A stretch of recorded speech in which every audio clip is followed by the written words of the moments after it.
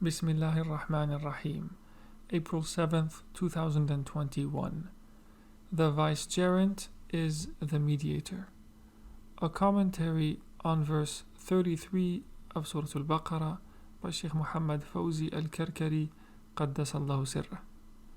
The verse reads, He, God, said, Adam, tell them their names. And when he had told them their names, he said, Did I not tell you that I know the unseen of the heavens and the earth, and that I know what you reveal and what you would conceal? قال يا آدم أنبئهم بأسمائهم فلما أنبأهم بأسمائهم قال ألم أقل لكم إني أعلم غيب السماوات والأرض وأعلم ما تبدون وما كنتم تكتمون. The Shaykh comments, Adam, as the Vicegerent or representative of God, received the knowledge from God directly, without any mediator. He had no wasita. Thus, Imam Ali radiallahu anhu would say, My heart told me on behalf of my Lord. حدثني قلبي عن ربي. He would also say, There is a knowledge for which we cannot find a bearer. And he would then gesture to his heart. From where did Sayyidina Ali receive this knowledge? You might say that it was from the Prophet ﷺ, but the Prophet ﷺ taught the entire community equally. He taught the whole ummah, and he said that his companions were like stars. Whichever quote you follow, you will be guided. Ashabi kan nujum. So, what was Imam Ali referring to when he gestured to his heart and spoke of knowledge for whom he found no bearer? No bearer, though the eminent companions were all around him. It was the knowledge of the names. Thus, Ali said that the entire Quran is contained in the Fatiha and the Fatiha in the Basmala, in three names: Bismillah, Ar-Rahman, Ar-Rahim. Here he's alluding to the knowledge of the names. And the Basmala, which contains God, Allah, the All-Merciful, the Ever-Merciful, Ar-Rahman, Ar-Rahim. The Basmala is all in the Ba, for the Ba is the entrance to the names Allah, Ar-Rahman, Ar-Rahim, after which you proceed to the other names, beginning with Ar-Rabb, the Lord, and so on to the entire Quran. This was the way, the ladder of instruction for our Master Ali, and indeed for Adam himself, who learnt all the names at once and taught them to his disciples, who included the angels. You might ask, how can all the angels learn from Adam? How could they have done so, when the angel Gabriel, for instance, was the one who conveyed the divine messages to the prophets and messengers? We know that Jibreel is the one who conveys prophecy, but indeed it was all the angels who learnt the names from Adam, including Gabriel, the archangel, for God said, Your Lord said to the angels, وَإِذْ قَالَ رَبُّكَ لِلْمَلَائِكَةِ, not your Lord said to some of the angels. And they all answered the same. They said, Will you appoint therein one who will do corruption? And it was Adam a.s. who told them the names and showed them the knowledge that God had given him. The verse reads, And when he had told them their names, he said, Did I not tell you that I know the unseen of the heavens and the earth, and that I know what you reveal and what you would conceal? Had they known the unseen, there would have been no reason to test them in this way. The test shows that they did not possess this knowledge. The knowledge of the names was unseen to them. It was ghaib. And so God brought forth the Vicegerent to reveal it to them.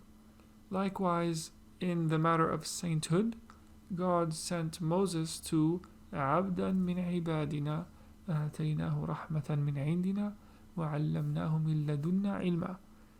Moses is sent to one of our servants whom we had given mercy from us and whom we had taught knowledge from our presence, as described in Surat al-Kahf. Unseen inward knowledge that God had taught to Sayyidina al-Khidr directly, not through any angel.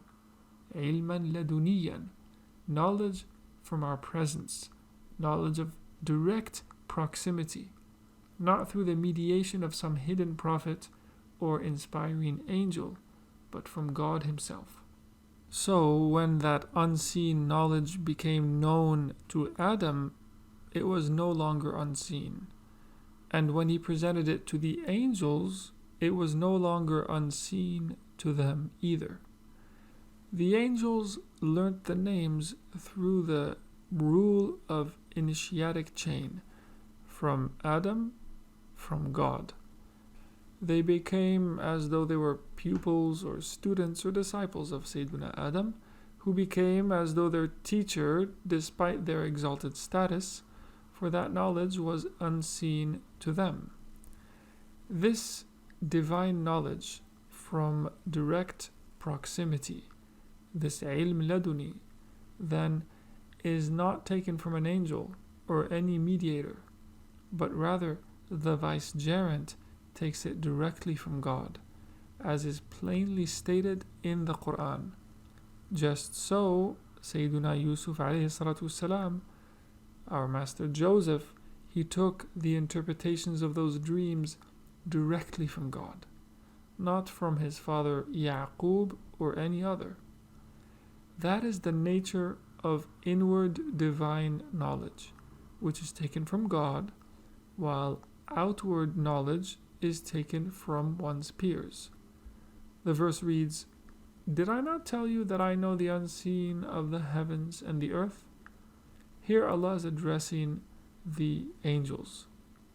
He's saying, you cannot attain the unseen knowledge of the heavens and the earth, how He created them, how He brought them into existence, unless you have knowledge of the names. The verse continues, "And that I know what you reveal and what you would conceal." Shaykh comments, the knowledge of the names shows you the inner secrets of minds as well as their outward manifestations. You may object to this, but the Prophet ﷺ himself said, "Ittaqu firasat al-mu'min," fear the perspicacity of the believer, for he sees by the light of God. What does he see? He sees, quote, what you reveal and what you would conceal. That is, he sees what you think, what you intend, because this light reveals it to him. You might object that these matters are reserved for God alone, but God is first without beginning, last without end. If He reveals the unseen of the heavens and the earth, which He created, He by no means discloses all of the unseen, for the unseen is certainly not limited to that. There are countless matters of the unseen that none but God know. Likewise, there are names that He kept to Himself and revealed to none of His creatures. Others that He did reveal to some of His creatures, but not others.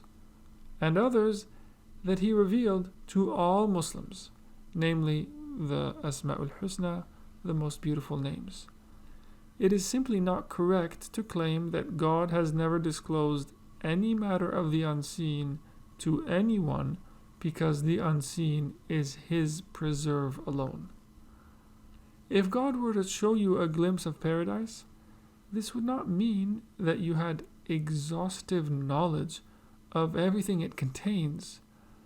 It is but a glimpse, and this glimpse would give you knowledge of what you saw.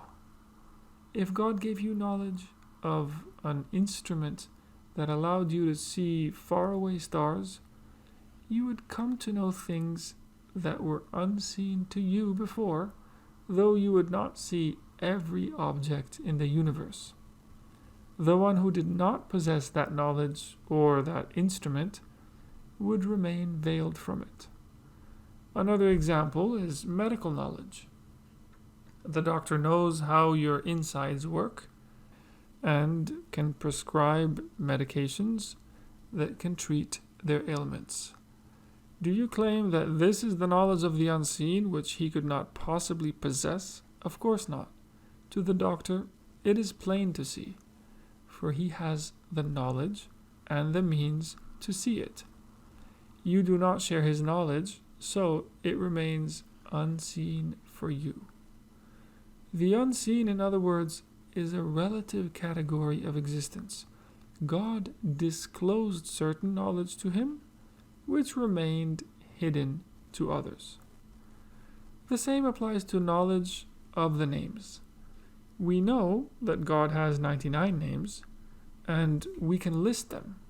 Ar-Rahman, Ar-Rahim, Al-Malik, Al-Quddus, Al-Salam, Al-Mu'min, and so on. But he has other names besides these. Some are known only to him, others are also known to his messengers or his angels. We cannot therefore claim that it's impossible for someone to have knowledge of a given name, although we do require proof and wisdom so that we may know whether to accept it or not.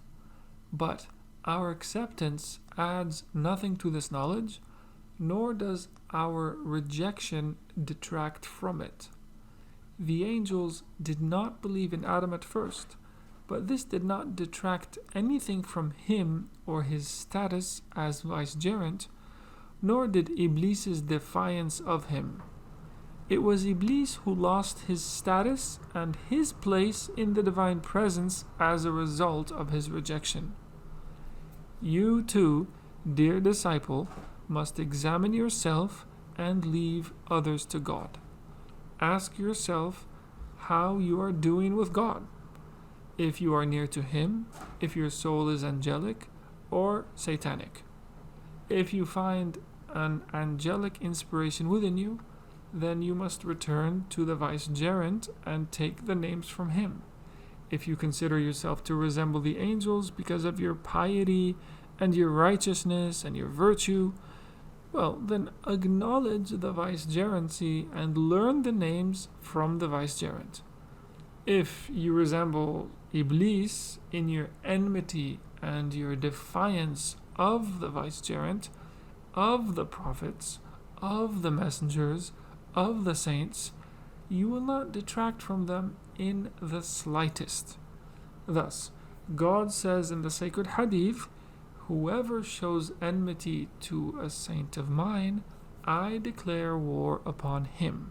Man aada li waliyan aadhantuhu bil harb."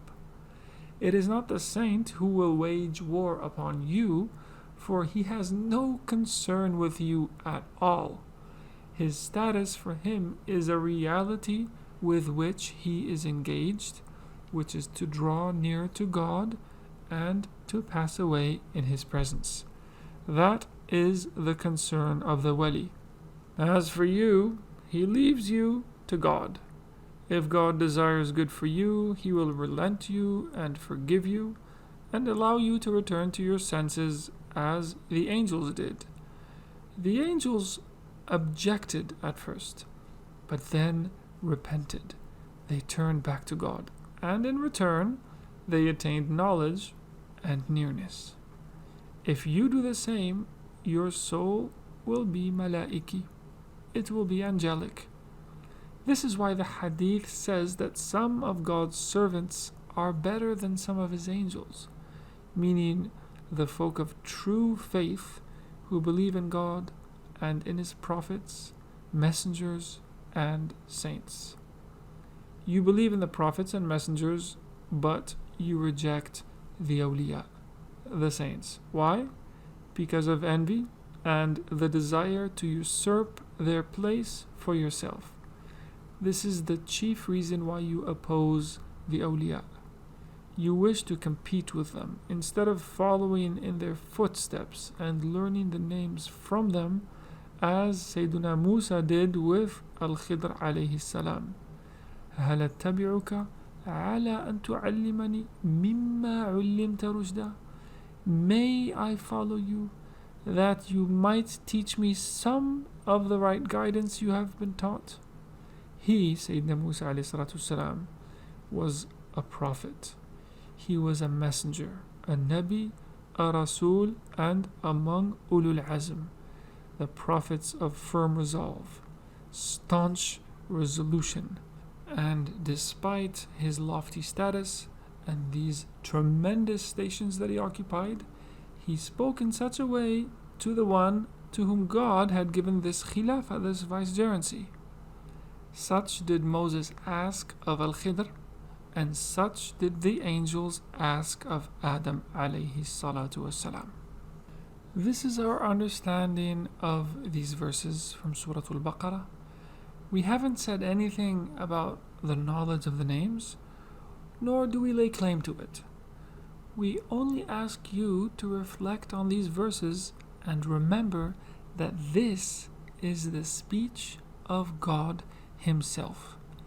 It's the verbatim word. Whether you like it or not, whatever level of knowledge you may have attained, are you an angel? And even if you are an angel, behold what God says in His book. Allahumma salli ala Sayyidina Muhammad wa ala ali Sayyidina Muhammad kama sallaita ala Sayyidina Ibrahim wa ala ali Sayyidina Ibrahim wa barik ala Sayyidina Muhammad wa ala ali Sayyidina Muhammad kama barakta ala Sayyidina Ibrahim wa ala ali Sayyidina Ibrahim fil alamina innaka hamidun majid.